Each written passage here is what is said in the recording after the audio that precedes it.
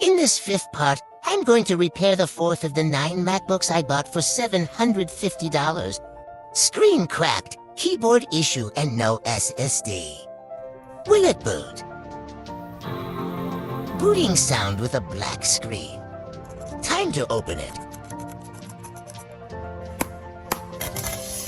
Disconnecting the battery. We need to remove the antenna bar in order to remove the display.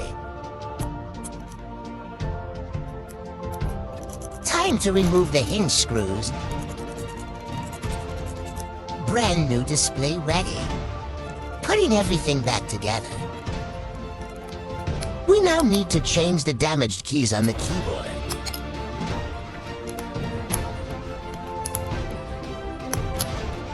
Changing the SSD. Fixed. Ready to sell for $400.